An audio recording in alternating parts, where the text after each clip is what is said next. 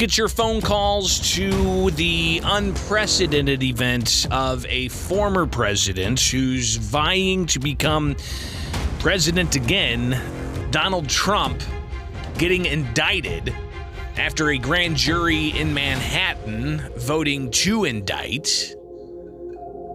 He's going to turn himself in next week, apparently. And they'll get their fingerprints. They'll get their mugshot. Is this going to help or hurt Trump? What do you think? 217-629-7970. That's the phone number here, live and local on WMAY, where you can also chime in via Twitter. Just search Bishop on Air. You can connect that way. You can email me, bishoponair@gmail.com. But the best way to get your voice heard is to call in at 217-629-7970. Again, 217-629-7970. The president making the statement on Truth Social that this is a witch hunt. He called it more hoaxery, claiming that this is just another witch hunt to destroy the Make America Great Again movement. He goes on to say, never before in our nation's history has this been done. The Democrats have cheated countless times over the decades, including spying on my campaign, but weaponizing our justice system to punish a political opponent who just so happens to be a president of the United States and by far the leading Republican candidate for president has never happened before, period. Ever, period. President Trump, obviously, he several weeks ago hinted on a weekend that he was going to be arrested. That day didn't come that week. And then we find out the jury was sent home, and then we were told that the jury's gone for the month. But then all of a sudden they get this drop of an indictment against the former president. So what's next here? I want to hear from you at 217-629-7970. Good morning. You're on WMAY. Hey, I think this whole Trump indictment thing has a lot to do with what the Restrict Act is and where you can and can't go on the internet. If you're part of his Truth Social, are you now part of the rebellion side of this? Hey, man, have a good afternoon. Well, it's still morning and plenty more hours to get through till we get to afternoon, but I appreciate the call. And that's another issue that we have yet to even tackle. Of course, we do focus a lot on the state issues and what's going on with the state house. But over in Congress, they are dealing with the Restrict Act, which would supposedly, it's sold as a way to try to ban TikTok. But apparently, the deeper you look into it, people are equating it to a digital USA Patriot Act. Anybody who follows the history of post 9/11, the Patriot Act was called the Patriot Act, U.S. Protecting and Securing America from Terrorism, or whatever it was, the acronym. But it really just essentially gave an incredible amount of power to the intelligence communities to essentially spy on Americans. So regardless, there's a lot of concerns about the so-called Restrict Act. But regardless of that, let's get your reaction to President Trump being indicted. Good morning. You're on WMAY. Just a couple things. One, Stormy Daniels wrote a letter. Anybody can find it, denying the affair ever took place. Two, NDAs happen all the time just because people want to save money with legal bills. Third, Michael Cohen took a loan out to pay Stormy Daniels off, so none of Trump's money went to it. And this intent that it was to hide the presidential election or something about presidential funding when he was running, he would have paid her off regardless if he was running for president or not. There's two district attorneys that refused to take this case. The Attorney General of the United States refused to take this case. This is a sad day for America and turned us into a banana republic. Appreciate the call. 217-629-7970. That's the phone number. I want to get more of your thoughts, and we'll line those up as those calls come in. Good morning. You're on WMAY. Yeah, my response is finally. I hope that he will be held accountable for something. Finally. All right. You got your voice heard. Appreciate that. And anybody can call in and share their thoughts. Let you just go ahead and have your piece. I'm not here to shout you down. I'm not here to debate with you. I'm not here to try to get you to go one way. I mean, I might go back and forth with you. So if you wanted to stay on a bit and maybe elaborate, that's fine. But clearly, she just wanted to get her voice heard, get it across, and it got across. All right, 217-629-7970. Good morning. You're on WMAY. I think about Donald Trump. There's something here that's not right with the picture. As far as I'm concerned, America is going to pot. And I think a lot of people have made such comments. We even heard the country's now a banana republic. Somebody shared that. You've got people saying, hey, it's finally justice is being served, but if justice is going to be served in this case, that deals with, $130,000? What about all the others? Hillary Clinton spending, $600,000 on the Steele dossier? That was clearly in an effort to try to skew the election. Is she going to be prosecuted? What about Bill Clinton and the payments to, cover up an affair there from a while ago? Way past the statute of limitations. Some saying this is past the statute of limitations. And what about, the Watergate? Should we just go back and start prosecuting?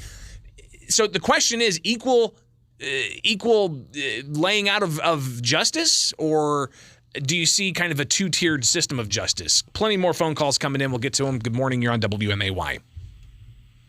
If he did something illegal, he needs to be held accountable, regardless of who he is or what office he's running for. And again, we don't know exactly what those charges are, right? I mean, they have yet to unseal what we're hearing could be, more than 30 different charges. So yeah, it's going to be really revealing once we get to the nitty-gritty of, are these some more serious allegations than just $130,000 payment, right? Correct. And I mean, you can't compare what happened in the past, because those were different people in positions to prosecute at that time. You know what I'm saying? Probably should have been prosecuted, but you can't go back and do it now. But we can do what's right in this time. But just to push back on that, this is from 7 years ago. This allegation of the payment was from 7 years ago. Around the same time that Hillary Clinton used campaign funds to get the Steele dossier. You don't know what else is in this indictment. That's true. You don't know what else is in this indictment, so you can't rest your hat on that. Well, we'll see what happens whenever the president turns himself in next week, and once we get the mugshot, we'll likely get that indictment as well. I appreciate the call. 217-629-7970. Good morning. You're on WMAY. Has anyone talked to Caitlyn Jenner, Donald Trump's running partner? I don't think it. I haven't heard any speculation as to who's going to be Trump's running mate. So, no, I don't think anybody's. I haven't checked Caitlyn Jenner's, YouTube channel or Twitter. All right, we'll take another call here before the break. Good morning. You're on WMAY. What's up? Well, you're ignoring the burning question. Will he be tried as an adult? Anyway, have a nice day. Could you imagine somebody, if this thing goes to trial, right, it's going to be a huge deal, and there's going to be all kinds of cameras all over the place. I imagine they'll get that Trump baby float. It's the Trump wearing a diaper, a big bright orange Trump float. What was it over in Europe when they had that? I imagine you'll see that pop up somewhere. Who knows? Will he be tried as an adult? Oh, but no, that begs the question, too. In Manhattan, they've got all kinds of other problems that the prosecutors are looking the other way. They apparently have a practice of taking felonies and dropping them down to misdemeanors, but in this case, with what we understand, circles around an alleged hush money payment, they apparently are doing what some are indicating is legal jujitsu to make it from a misdemeanor to a felony. So, again, people are looking at this like this smells political. This is not an equal level use of the justice system. Therefore, it's a two-tiered justice. People see it, and they're very suspicious of it right off the bat, especially when Alvin Bragg says, I've investigated him 100 times. We're going to indict somehow, some way. Show me the person, I'll show you the crime. Good morning. You're on WMAY. Real quick. The people that use their personal politics in court are the ones that belong in jail. I am sick and tired of them trying to keep Trump from running for president. None of them have an ounce of shame. And this could be just the first salvo of attempts to get something to stick against Trump. You've got questions about what's happened down in Georgia and the allegations that he somehow tried to interfere in the election down there. Then you've got the classified document stuff, which that's going to be hard to make an issue because you find out that Joe Biden also had done, classified documents from times when he was not president, and even former Vice President Mike Pence having classified documents. A whole bunch of people. Apparently, classified documents are all over the place. But regardless, this is just the beginning. Wow, what a 2024 election cycle it has already been. All right, stay tuned. We will get more of your phone calls coming up here on WMA. Getting more of your reaction to former President Donald Trump being indicted. We don't know exactly what for, but all reporting indicates it stems around this allegation of hush money payments to Stormy Daniels. And Stormy Daniels on Twitter already sharing the glow of all of this, saying thank you for everyone for your support and love. I have so many messages coming in that I can't respond. Also, don't want to spill my champagne. Hashtags Team Stormy. She then talks about autographs and merchandise and so on. So, at least Stormy Daniels is going to make some money off all this. All right, 217-629-7970 is the phone number. Definitely want to get some more headlines as we hear the reaction. Here's a headline. Trump lawyer provides more detail on Trump indictment. Timing of arraignment. Another headline is indictment of Trump and outrage. Sends terrible message about U.S. justice system. That's according to Mike Pence, who last night was on CNN with Wolf Blitzer. Let's go ahead and hear a little bit of what Mike Pence had to say yesterday in his conversation with Wolf Blitzer. Line this up and cue it up and get ready for it. Here is Mike Pence and his reaction to the indictment of former President Trump. Well, I think the unprecedented indictment of a former president of the United States on a campaign finance issue is an outrage. And it appears to millions of Americans to be nothing more than a political prosecution that's driven by a prosecutor who literally ran for office on the pledge to indict the former president. But it wasn't just, Mr. Vice President, excuse me for interrupting, it wasn't just the prosecutor, the district attorney in New York who did this. This was a grand jury of some 23 people, and you need a majority, 12, to go ahead and criminally indict. Well, I understand that, and been a long time since I was in law school, Wolf, but I remember the old saying, you can indict a ham sandwich, right? The threshold, the burden of proof is very low. Prosecutors make decisions, discretionary decisions about what they bring all the time. And I think it's important, too, to note that this is just an indictment. It is not a conviction. So we'll obviously see this play out. And again, this could just be one of three possible criminal tranches brought towards the former president. Something else, just saw this pop up on Tucker Carlson last night. Former Illinois Governor Rod Blagojevich appeared. Of course, if you remember, Blagojevich was freed from prison by Donald Trump before Donald Trump exited office. So let's hear what former Governor Rod Blagojevich has to say about all this. Well, I had the misfortune of being arrested as a sitting governor at 6 o'clock in the morning. When my little girls, 5 and 12 years old, were asleep, hadn't gotten up yet for school. And then it was a major event, and I was allegedly trying to sell President-elect Obama's Senate seat. It was a political deal. Obama started the whole thing, sent an emissary to me to talk about a political deal. The appellate court eventually reversed the sale of the Senate seat. It was a big lie, but Winston Churchill said a lie can travel halfway around the world before the truth has a chance to put its pants on. And so I see what they're doing to President Trump, and it's more than deja vu all over again to me. I don't like what they did to me. I would never give in. I fought back, and as a result, for political things, no one even alleges I took a penny. They gave me a 14-year sentence and put me in a higher security prison where no governor's been, where my home was a 6-foot by 8-foot prison cell, and I was in there with people who committed murder because they were trying to squeeze me. And they gave me this long sentence, I truly believe, to bury me and with it the truth, because it was a corrupt prosecution. They tried me twice, used an unlawful standard to get convictions at a second trial when they couldn't convict me on their fake charges the first trial.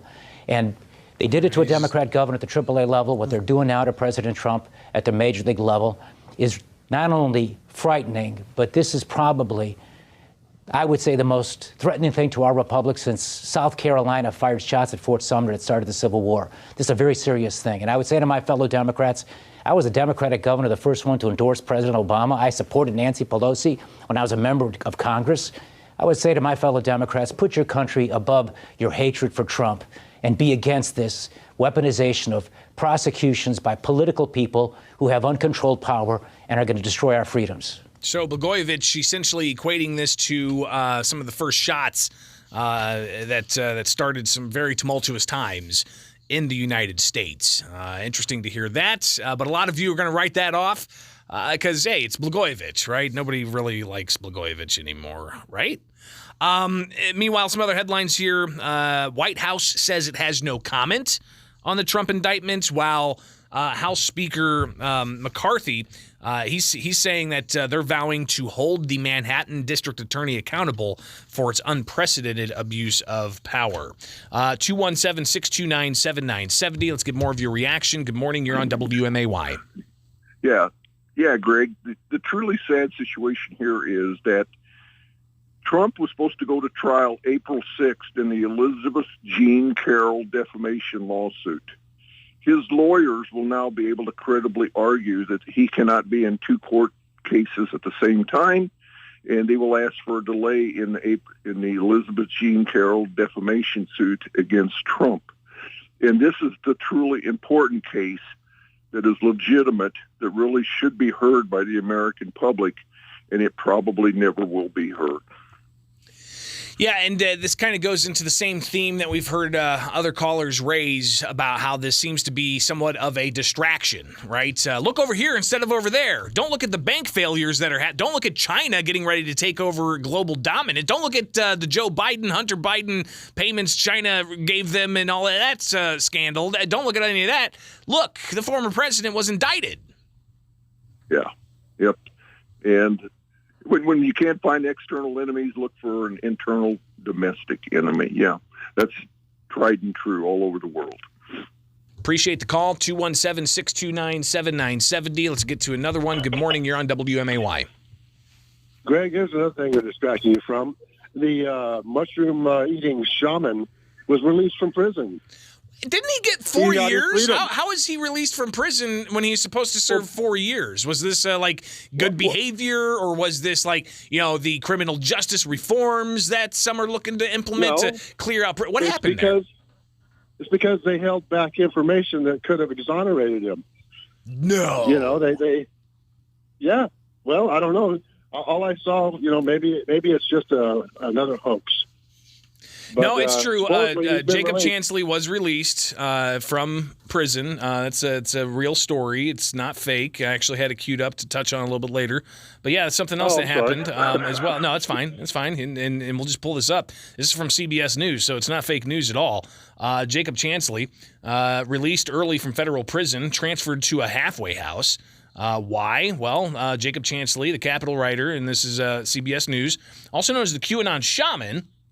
My God, CBS and your pop-ups. Yes. He's actually the president of our United States, since he was part of that insurrection. He's actually our leader, so our leader has been released. Right. No, we don't have to get crazy now. Okay, so just chill out. I know it's Friday and you're a man of leisure, so.